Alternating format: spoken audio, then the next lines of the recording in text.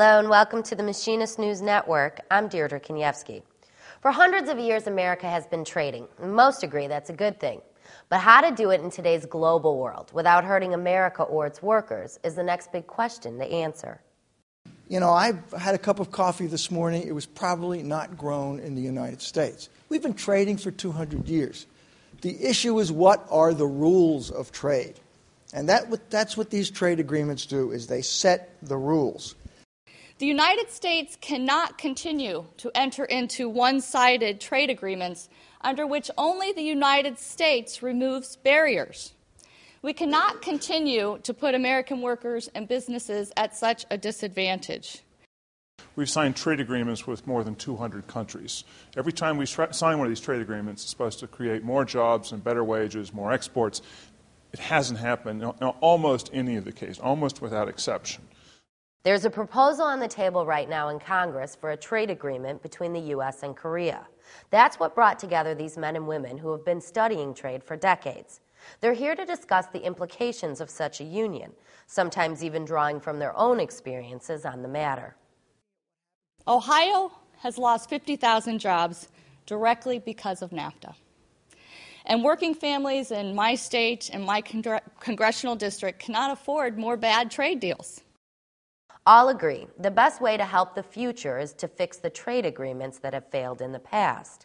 And these professionals from the U.S., Canada, and Mexico all say NAFTA is a perfect example of what not to do. It's about power. It's about increasing the power of capital or corporations. It's about constraining the public sphere, and it's about weakening the power of workers, and we've seen that in all three countries. In the case of NAFTA, we had about 942,000 jobs supported by increased exports. So we did have some employment that went up. But we had almost 2 million jobs that were displaced by growing imports. According to Scott, that's a loss of about $7.5 billion in wages for U.S. workers alone. But Mexico didn't reap the benefits either. More temporary jobs with no social security rights, more self-employment or employment in very small economic units.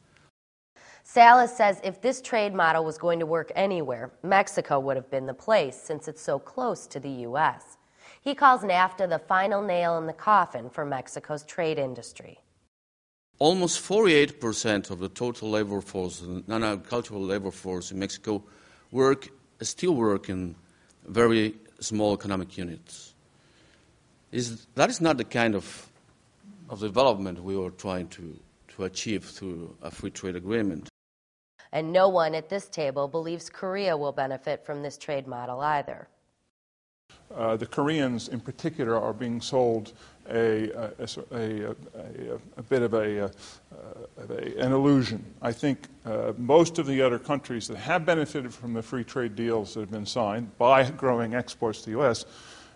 Have benefited from this period when we had this huge surge in the trade deficit. That can't go on forever. So what does need to go into any future trade agreements to make it work? A previous evaluation not done only by the government but also by unions and social actors that can be, and in most of the cases will be affected by the trade agreement. And to look at the ones that seem to prosper, like maybe some of the European models of the 60s and 70s. They make large investments in those countries to build roads and schools and infrastructure, to create jobs and put upward pressure on wages. And they also required these countries, several of whom were dictatorships at the point, the generals in Greece and Franco in Spain, they required them to become democratic as well. I'll agree no matter what, every trade agreement needs to include a level of decency. That means labor and environmental standards, as well as a system for displaced workers. For more Machinist news, you can log on to goiam.org. See you next time.